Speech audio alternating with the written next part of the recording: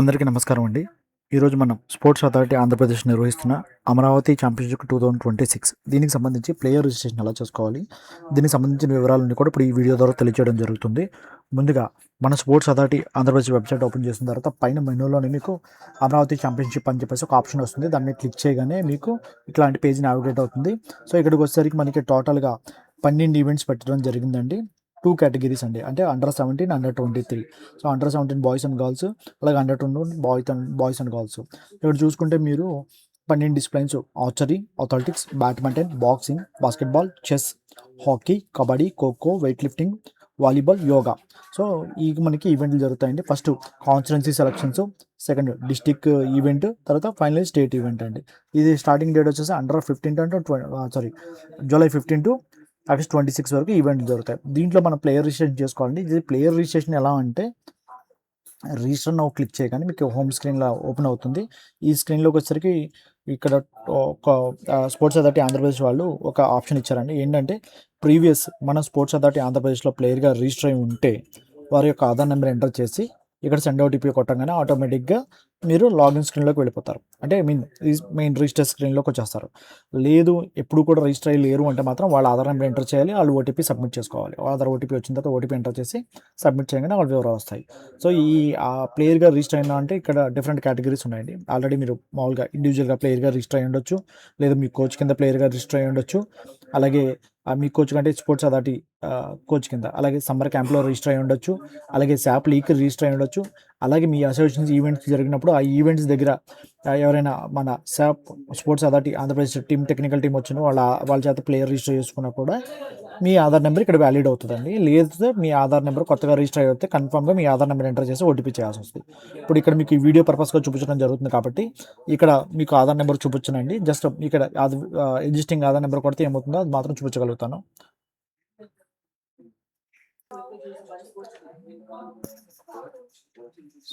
So ఇక్కడ మీరు చూసండి, ఇక్కడ వచ్చేసరికి మనకి ఆధార్ నెంబర్తో అంటే ఎంటర్ చేయగానే ఇక్కడ ప్లేయర్ యొక్క నేమ్ వచ్చిందండి, ఏజ్ వచ్చింది, జెండర్ వచ్చింది. ఇక్కడ మన మొబైల్ నెంబర్ ఆటోమేటిక్గా డిస్ప్లే అవుతుంది. ఆ మొబైల్ నెంబర్ కాల్తో మనం ఎడిట్ చేసుకోవచ్చు. సో అలాగే వారి యొక్క ఫాదర్ నేమ్ వచ్చిందండి, ఇక్కడ మదర్ నేమ్ కూడా మనం ఎంటర్ చేసుకోవచ్చు. ఇక్కడ ఫాదర్ నేమ్, మదర్ నేమ్ కూడా మనం ఎడిట్ ఇవ్వడం జరిగింది. ఇలా మొబైల్ నెంబర్ కూడా మనం ఎడిట్ ఇవ్వడం జరుగుతుంది. ఎందుకంటే మనం అప్పుడు ప్రీవియస్ ఇచ్చినప్పుడు మిస్టేక్ ఇచ్చి ఉండొచ్చండి. సో దాన్ని బట్టి. సో అట్లాగే మీరు ఇప్పుడు చూసుకుంటే మీకు డిసిప్లైన్స్ ఉన్నాయండి. సో ఇక్కడికి వచ్చేసరికి ఇది టెస్టింగ్ పర్పస్ కాబట్టి ఇక్కడ ఏదో ఒక మదర్ నేమ్ ఇస్తున్నాను. సో ఇక్కడికి వచ్చేసరికి డిసిప్లైన్స్, ఇక ఆర్చరీ చెప్పాను కంటే ఆర్చరీలో వచ్చేసరికి టూ కేటగిరీస్ టైప్స్ ఉన్నాయి. అంటే ఒకటి ఇండివిజువల్ ఆడొచ్చు, టీమ్ ఆడొచ్చు. ఇప్పుడు ఇండియన్లో ఇండివిజువల్ ఆడొచ్చు అండి, టీమ్ ఆడొచ్చు. ఓకేనండి. సో అలాగే మీరు చూసుకుంటే కాంపౌండ్లో ఇండివిజువల్ ఆడొచ్చు, టీమ్ ఆడొచ్చు.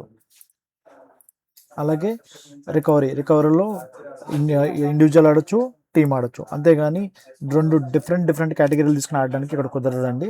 సో ఈ కేటగిరీలో మీరు ఇలా ఆడుకోవచ్చు. సో అదేవిధంగా మీరు అథ్లెటిక్స్ తీసుకుంటే అథ్లెటిక్స్కి వచ్చేసరికి మనకి ఒక 2 ఈవెంట్స్ ఆడొచ్చండి. ఏదైనా 2 ఈవెంట్స్ ఆడొచ్చు. అలాగే ఇక రిలే కూడా మీకు ఆప్షన్ ఇవ్వడం జరిగింది. సో అంటే మిగతా కేటగిరీస్ ఏవి కూడా మనకి అప్లోడ్ చేసుకుంటే కావదండి. ఏదైనా 2 ఈవెంట్స్ ఒక రిలే ఆడుకోవచ్చు. అది ఆప్షనల్. రిలే అనేది మీ ఆప్షనల్, మీ ఇష్టం పెట్టుకో ఆడొచ్చు, ఆడకపోవచ్చు. సో ఆప్షనల్గా ఇచ్చారు. అలాగే మీకు ఇంకో చూసుకుంటే బ్యాడ్మింటన్ ఉందండి. సో బ్యాడ్మింటన్ వచ్చేసి ఏంట్రా అంటే మీకు ఇందులో అలాగే సింగిల్ అండ్ ఇండివిజువల్ ఇది కూడా మనకి మల్టీ సెలక్షన్ ఇవ్వడం జరుగుతుంది.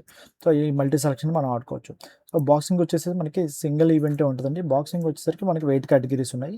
అయితే బాక్సింగ్ అండ్ వెయిట్ లిఫ్టింగ్ మాత్రం డిఫరెంట్ పారామీటర్స్ ఇచ్చారు. పారామీటర్ మీన్స్ ప్లేయర్గా రిజిస్టర్ అయ్యేవాళ్ళు కన్ఫామ్గా బాక్సింగ్ అండర్ 17 బాన్ 1 జనవరి 2010 డిసెంబర్ 31 2011 ఈ 2011లో కన్ఫామ్గా ఈ 2011 పుట్టి ఉండాలండి. సో వీళ్ళు ఇచ్చిన డేట్ ఆఫ్ బర్త్ మళ్ళీ చెప్తున్నాను. అండర్ 17 వచ్చేసి బాక్సింగ్ 1 జనవరి 2010 టు 31 డిసెంబర్ 2011. అలాగే అండర్ 23 బాయ్స్ అండ్ గర్ల్స్ అన్మెన్ అండ్ ఉమెన్ బాక్సింగ్ వచ్చేసి బాన్ జనవరి 1 2004 డిసెంబర్ 31 2007. మళ్ళీ చెప్తున్నానండి, అండర్ 23 జనవరి 1 2004 టు డిసెంబర్ 31 2007. అలాగే వెయిట్ లిఫ్టింగ్ అండి. వెయిట్ లిఫ్టింగ్ కూడా కట్ ఆఫ్ డేట్ ఇచ్చారు. అండర్ 17 వచ్చేసి 1 జనవరి 2010 31 December 2012. Under 17 boys and girls January 1 2010 31 December 2012. అలాగే అండర్ 23 బాయ్స్ అండ్ గర్ల్స్ వచ్చేసరికి మనకి జనవరి 1, 2004, డిసెంబర్ 31, 2009. మళ్ళీ చెప్తానండి, అండర్ 23 డేట్ ఆఫ్ బర్త్లో వచ్చేసి జనవరి 1, 2004, డిసెంబర్ 31, 2009. సో ఈ మధ్యలో ఉన్న ఏజ్ కేటగిరీ వాళ్ళకి మనం దీన్ని తీసుకోవడం జరుగుతుంది. సో అట్లా చూసుకుంటే మీకు ఆ కేటగిరీలు పెట్టుకోవాలండి. అలాగే ఇక్కడికి వచ్చేసరికి మిగతా కేటగిరీస్ కూడా చెప్తానండి. అండర్ 17 వచ్చేసరికి 31 ఆగస్టు 2009 నుంచి పుట్టుండాలండి. అలాగే అండర్ 23 31 ఆగస్టు 2003. సో ఈ కట్ ఆఫ్ డేట్స్ అయితే ఇచ్చున్నారు. సో ఈ కట్ ఆఫ్ డేట్స్ దాన్ని బట్టి మనం ఇక్కడ వ్యాలిడ్ అవుతుందండి. వ్యాలిడ్ అయిన తర్వాత మనం లాంగ్ స్క్రీన్లోకి రావడం జరుగుతుంది. సో ఇది 1-2 సార్లు మీరు చెక్ చేసుకోవాలి. అలాగే ఇక్కడ మీకు ఇచ్చాను కదండి వివరాలు. ఇచ్చిన తర్వాత కూడా ఇక్కడ చూసుకుంటే అండి మీకు బాక్సింగ్కి ఇలా వెయిట్ కేటగిరీస్ ఉంటాయి. అలాగే బాస్కెట్బాల్ సో సింగిల్ ఈవెంట్ ఉంటుంది. అలాగే మీకు team event, chess single event, అలాగే హాకీ టీమ్ ఈవెంట్. సో ఇట్లా మీరు kabaddi team event, hockey team event, weight lifting వచ్చేసరికి మళ్ళీ మీకు ఇండివిజువల్ ఈవెంట్ పైగా ఏజ్ మన ఐ మీన్ వెయిట్ కేటగిరీ ఉంది. సో అట్లాగే వాలీబాల్ అండి. వాలీబాల్ వచ్చేసరికి కూడా మీకు టీవీ ఈవెంట్ ఉంటుంది. యోగానా అండి. యోగా వచ్చేసరికి మీకు మళ్ళీ ఇక్కడ మీరు మల్టిపుల్ గేమ్స్ మల్టిపుల్ కేటగిరీస్ మనం సెలెక్ట్ చేసుకోవచ్చు. ఇక్కడ మీకు చెప్తున్నానండి మళ్ళీ archery, athletics and badminton and yoga.